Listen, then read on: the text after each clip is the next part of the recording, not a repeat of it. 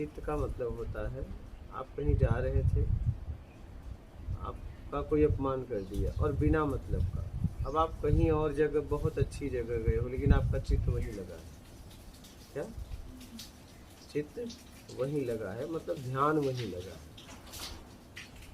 चित्त वहीं लगा है मतलब ध्यान वहीं लगा है। समझ रहे हो?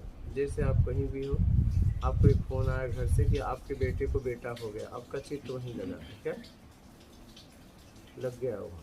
आप सारा एकदम सारा सुख सुविधा है, लेकिन वहाँ चित्त सोच रहे हो कब मैं वहाँ पहुँचूँ। आप समझ गए?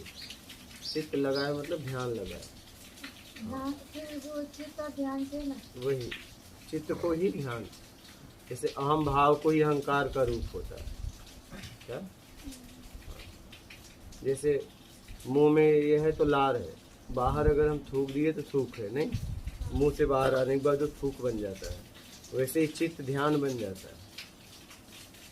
क्या ठीक है। और अगर हमारा चित्त कहीं और लगा है तो हम ध्यान कर भी नहीं सकते नहीं, फिर आप उसी में फिर हम रहेंगे, तो कितना उसी भी में आप प्रयास करिए, आप नहीं, आपका ध्यान वहीं लगा रहेगा। क्योंकि एक समय में चित्त का लगना ध्यान का मतलब उसी को ध्यान कहते हैं। समझ रहे हो? बदल गया। गुरुजी, क्या वो एक समय में एक ही जगह रह सकते पूरी तरह चित्त हाँ करके?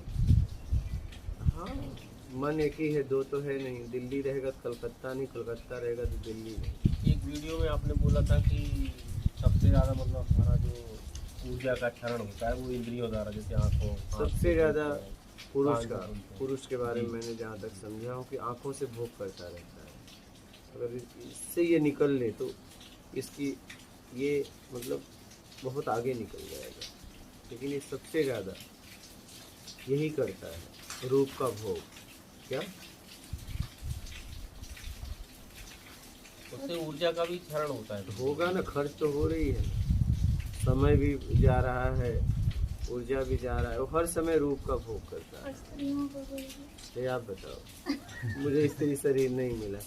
स्त्री स्त्री स्त्री ज़्यादा अतीत में ज़्यादा भोग करती है, अतीत की यादों में वो ज़्यादा लिप्त रहती है। उसकी ऊर्जा वहाँ जा रही है। हाँ, वो अतीत के भोग में ज़्यादा लिप्त रहती है। ये पुरुष हमेशा, ज़्यादातर 80% से ज़्यादा बोल रहा हूँ, पुरुष हमेशा नए पार्टनर की तलाश करता है, स्त्री पुराने पार्टनर में घुसी रहती है। क्या